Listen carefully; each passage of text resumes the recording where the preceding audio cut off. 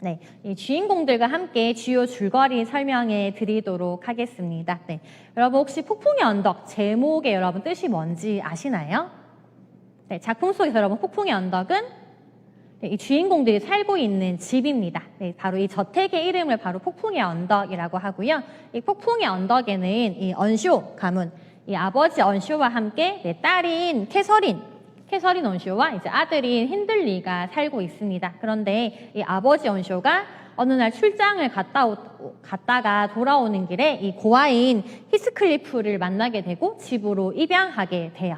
네, 그러면서 이 아들인 힌들리 언쇼와 함께 굉장히 갈등이 생겨나게 되고요. 입양이 되자마자 히스클리프는 이 입양아임에도 불구하고 이 집안의 캐서린과 힌들리보다 훨씬 더 사랑을 받는 이 입양아의 위치를 가지게 되고요. 이 자신의 그 남동생으로 입양된 히스클리프가 마음에 들지 않아서 힌들리와 굉장히 많이 괴롭히다가 자기는 아버지에게 쫓겨나게 됩니다. 네, 그리고 이 성인이 되면서 이 언쇼 씨가 이제 죽게 되고요. 이렇게 혼자 남았던 이 캐서린과 히스클리프 사이에 넬리라고 하는 유모가 있습니다. 집안에 어릴 때부터 아이들의 가정을 돌봐주고 함께 생활을 했던 이 넬리가 캐서린을 돌보게 되면서 이 극을 보는 화자로 진행이 되고요. 네, 여러분 그리고 이 주인공 캐서린과 히스클리프만 사실 있으면 이야기가 밋밋할 수 있잖아요. 저희 좀 내용이 재밌으려면은 사각관계 정도는 돼야 재밌게 느끼실 것 같은데 이 캐서린과 함께 나중에 결혼까지 발전하게 되는 이 린턴 집안의 에드거 린턴이라고 하는 남자도 등장하게 되고요. 이 린턴과의 동생, 이 에드거의 동생인 이사벨라는 나중에 히스클리프에게 반해서 야반 도주를 하게 되고 결국 결혼을 하게 되는 엇갈리는 이 4명의 이야기를 본격적으로 다루고 있습니다. 네, 이 폭풍의 언덕은 그 작품과 비슷하게 이 요크셔 지방에 있는 황야 지방을 배경으로 주인공들이 산책하고 말을 타는 장면이 초반부에 굉장히 많이 나오게 되고요. 네, 제가 지금부터 줄거리 짧게 설명드리도록 하겠습니다. 네, 이 책에서 이제 처음 폭풍의 언덕이라고 하는 이 집을 묘사할 때 이렇게 설명을 하고 있는데요.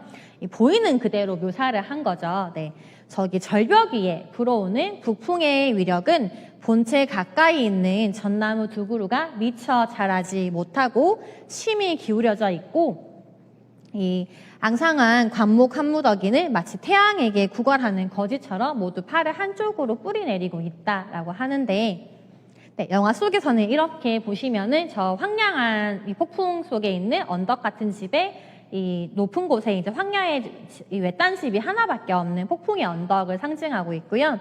햇빛도 들지 않아서 나무가 자라지 못합니다. 그리고 바람도 굉장히 세게 불기 때문에 이렇게 으스스한 분위기를 연출하고 있다라고 제일 처음에 폭풍의 언덕을 설명하면서 이 작품은 시작되고요. 주인공들의 어린 시절을 함께 보도록 하겠습니다. 제가 아까 언쇼가 갔다 와서 출장을 가는 길에 고아인 히스클리프를 집으로 입양했다라는 거를 말씀을 드렸고요. 네, 딸 캐서린은 히스클리프를 보자마자 호감을 가지게 되고 바로 친해지게 되지만 힌들리는 어디서 부모도 알 수 없는 집시인 고아라고 하게 되면서 그를 괴롭히고 미워하게 됩니다. 이런 본격적인 집안의 갈등으로 이 초반부는 이루어져 있고요. 힌들리의 괴롭힘이 도가 지나치고 이 힌들리가 히스클리프를 자주 때리는 거를 아버지 언쇼가 알게 되면서 아버지가 그때부터 더 노발대발하게 되고 자기 친아들인 이 힌들리보다 이 히스클리프의 말을 모두 믿으면서 히스클리프 편만 들어요. 그러면서 본격적으로 이 힌들리와 히스클리프의 갈등으로 이어진 아버지 언쇼와 힌들리의 갈등까지 볼 수 있는데요. 이 힌들리의 괴롭힘이 너무 선을 지나치니까 아버지가 극단적인 선택으로 힌들리를 기숙학교로 보내버리게 되는 사건이 생겨납니다. 네.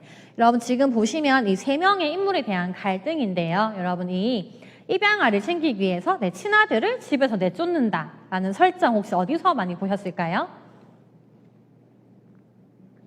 네, 요즘에도 좋아하는 여러분 막장 드라마에 보시면은 자주 나오는 스토리죠. 네. 여러분 이렇게 아버지와 그 아들의 갈등이라고 하는 것은 사실은 문학에서 굉장히 많이 쓰이고 있는 장치인데요.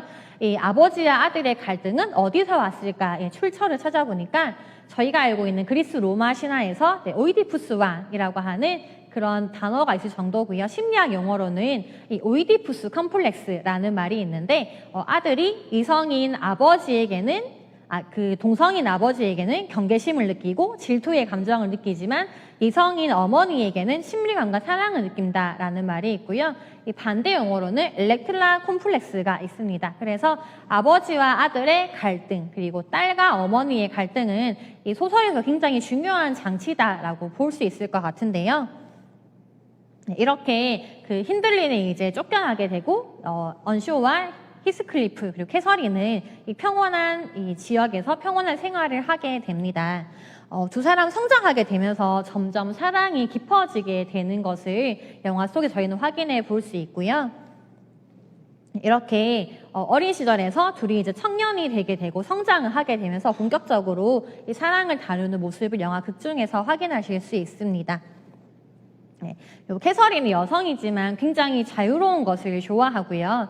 산책도 잘하고 말도 굉장히 잘 타고 이제 그렇게 얽매여 있는 것을 싫어하는 주인공인데요.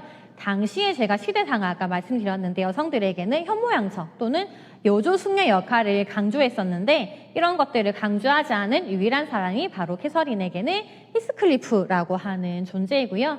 캐서린이 무언가 꾸미거나 스스로를 포장하지 않더라도 캐서린의 그런 질투심 그리고 야망 같은 것들을 있는 그대로 받아주는 사람이 바로 주인공 히스클리프라고 볼 수 있을 것 같습니다. 네, 그리고 이렇게 사랑을 키워가고 있던 두 사람에게 이 아버지의 죽음이라고 하는 큰 사건이 생겨나게 되고요. 이 세상에서 자기를 예뻐해주는 단 두 사람 언쇼와 캐서린밖에 없는데 그 중에 한 사람이 죽은 거죠. 히스클리프는 큰 슬픔에 빠지게 됩니다. 그런데 슬픔에 잠겨있을 틈도 없이 바로 힌들리가 폭풍의 언덕으로 돌아오게 되고요. 여러분 힌들리가 제일 먼저 폭풍의 언덕으로 돌아오자마자 어떤 일을 할 것 같으세요? 나를 쫓아낸 히스클리프에게 복수를 결심하고 돌아왔겠죠. 오자마자 바로 힌들리의 복수가 시작됩니다. 그래서 자기의 남동생이었던 히스클리프를 이 하인으로 강등시키게 되고요. 굉장히 심하게 부려먹는 그런 일들을 벌이게 됩니다. 네, 책에서는 넬리가 이렇게 유모였던 넬리가 이렇게 진술을 하는데요. 힌들리는 히스클리프를 하인들 거처로 내쫓았고 공부하던 것도 중단을 시킵니다. 그래서 그동안 귀족으로 살았던 히스클리프는 이 하인과 똑같은 삶을 살 수 있는 운명에 처하게 되고요. 밖에서 일을 하게 되면서 농장 아이들과 똑같이 부려먹었다라고 하고 이렇게 일만 시켰던 거는 아니겠죠. 폭행도 하고 폭력도 저지르고 언어폭력도 저지르게 되면서 이렇게 히스클리프가 점점 더 비극으로 빠지는 내용을 저희는 초반 중반부에 확인할 수 있습니다. 네, 그리고 주인공들의 청년 시절은 바로 이렇게 힌들리의 학대를 견디는 히스클리프의 이야기가 주로 나오고요. 이 캐서린과 에드거 린턴의 만남. 세 번째로는 에드거 린턴과 히스클리프 사이에서 사랑에 대한 고민을 하는 이 캐서린이라고 하는 주요 갈등을 보실 수 있는데요. 네, 잠깐 두 사람이 이제 이 에드거 린턴 집안 쪽으로 지나가다가 이 캐서린이 여기 농장에 있던 개에게 물리게 됩니다. 그러면서 이 에드거 린턴의 집에서 일주일 동안 머물면서 치료를 받게 되고요. 네, 그 사이에 이 가족들과 친해지게 된 거죠. 그러면서 남자라고는 히스클리프밖에 없던 캐서린에게 에드거 린턴이라고 하는 강력한 라이벌이 등장하게 되면서 캐서린과 히스클리프의 갈등이 생겨나기 시작합니다. 네, 에드거와 연인으로 발전하는 모습을 지켜보는 히스클리프의 슬픔을 저희는 볼 수 있을 것 같은데요. 여러분 그런데 히스클리프가 그냥 자기가 원래 신분이었던 이 언쇼의 아들 입양하였지만 그래도 고등교육을 받고 이렇게 지냈던 귀족 생활이 아니고 지금은 어떤 처지에서 이 두 사람을 지켜보고 있는 건가요? 네, 하인이 되었고 농장에서 일하는 그렇게 똑같은 인부와 마찬가지인 신분이기 때문에 그의 슬픔은 더 비극적으로 다가온다라고 보실 수 있을 것 같은데요. 네, 그리고 이렇게 사랑하는 연인인 그 캐서린이 나와 에드거를 동시에 만나는 것도 너무 마음이 괴로운데 점점 더 힌들리의 괴롭힘도 심해지게 됩니다. 네, 이렇게 또 책에서는 진술을 하고 있는데요. 히스클리프에 대한 힌들리의 학대는 성자도 악마로 변화시킬 수 있을 만큼 강력한 학대였다라고 말을 하게 되고, 영화 속에서 연출로는 그 목장에서 마구간에서 힌들리가 히스클리프에게 이렇게 채찍을 때리는 장면이라거나, 그리고 폭력을 가하는 장면들이 몇 번 정도 반복이 되면서 그 학대가 굉장히 심각했다라는 것을 영화 연출적으로 보여주고 있습니다. 네, 그리고 히스클리프가 점점 이렇게 노동자가 되게 되면서 변하는 과정도 책 속에서 언급을 하고 있는데요. 히스클리프가 아침 일찍부터 밤 늦게까지 일만 하게 되니까 옛날에 알았던 그 삶에 대한 호기심도 사라지고 책을 읽거나 하는 활동도 전혀 하지 못하게 되면서 용모까지 정신적 태보에 어울리게끔 누가 봐도 하인의 모습으로 변하게끔 용모까지 변했다라고 하는 그런 메시지도 던지고 있습니다. 네, 캐서린의 갈등이 이 중반부에 본격적으로 심화되기 시작하는데요. 이 캐서린에게는 일생일대의 고민이 아닐 수가 없습니다. 어릴 때부터 사랑했던 내 영혼의 단짝인 히스클리프냐, 아니면 귀족 가문의 멋지고 젠틀한 이 에드거 린턴이라고 하는 이 굉장히 큰 고민을 하게 되는 것들을 저희가 작품 중반에서 확인해 볼 수 있고요. 네, 여러분에게 제가 결혼을 안 하셨다는 가정하에 후보 2명을 한번 소개해 드릴게요. 네, 한 명과 있으면 굉장히 마음이 편합니다. 네, 말을 하지 않아도 내 마음을 귀신같이 알아차려주고 나를 있는 그대로 존중해주고 굳이 바꾸려고 하지는 않아요. 하지만 재산이 없습니다. 네, 천에 고하고요. 가문도 뛰어난지 모르겠습니다. 그리고 돈이 없습니다. 네, 그리고 두 번째 후보 에드거 린턴을 소개해 드릴 텐데요. 에드거 린턴은 이 하우스 마을에, 작품 속에 있는 마을에서 가장 부잣집인 농장을 가지고 있는 이 귀족 농주로 나오게 됩니다. 부모님 두 분 다 굉장히 귀족으로 엘리트적인 삶을 사셨고요. 모든 마을 사람들이 부러워하고 교양 있는 사람들로 칭송을 하는 그런 가문입니다.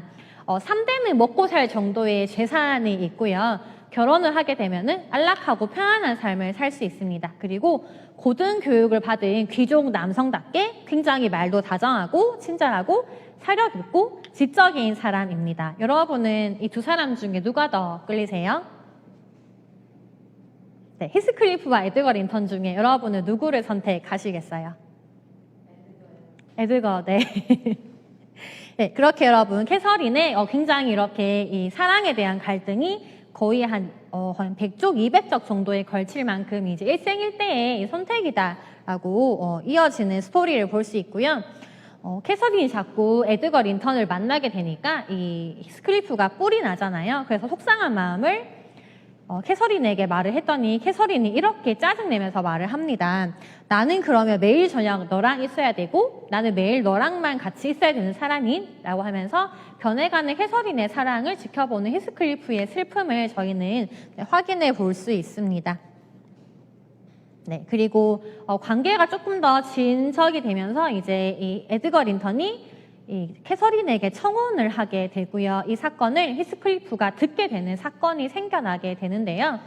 사랑하는 히스클리프냐 아니면은 멋지고 너무 좋은 신랑감인 에드거 린턴이냐라고 하는 이렇게 고민을 하고 있던 사이에 결정적으로 에드거에게 청혼을 받은 거죠. 그래서 이제 고민하기 시작하는 이 캐서린의 대화가 좀 긴 독백으로 책에서 이어지는데요. 네.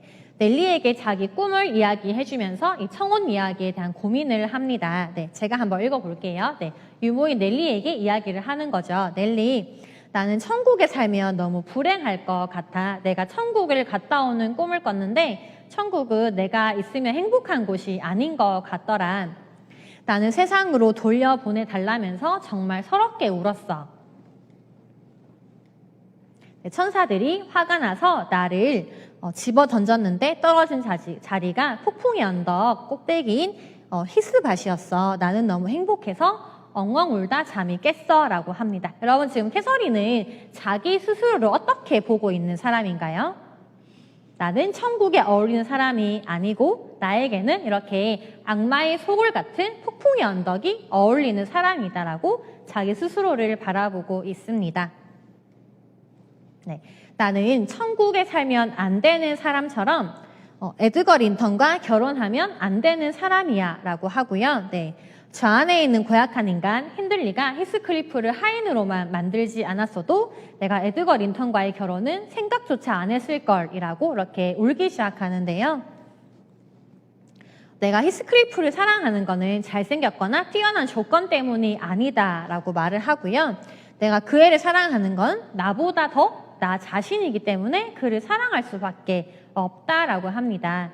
여러분, 저희 나보다 더 나 자신 같은 사랑을 하는 사람을 영어로 저희가 뭐라고 하나요? 소울메이트라고 하죠. 저희 그래서 이렇게 영혼의 사랑이 필요하고 영혼을 주고받는, 교감할 수 있는 진정한 사랑을 저희가 바로 이런 표현을 쓰고 있는데요. 이렇게 마지막으로 덧붙입니다. 히스클리프에 대한 내 사랑은 땅 속에 파묻힌 변하지 않는 바윗돌 같아 라고 하고, 넬리, 내가 곧 히스클리프야 라고 하게 되면서 나와 히스클리프는 같은 존재이지만 두 개의 다른 몸으로 태어났고 우리는 어릴 때부터 지금까지 결합된 영혼으로 함께 지낼 수밖에 없는 변하지 않는 사랑을 한다라고 합니다. 네, 이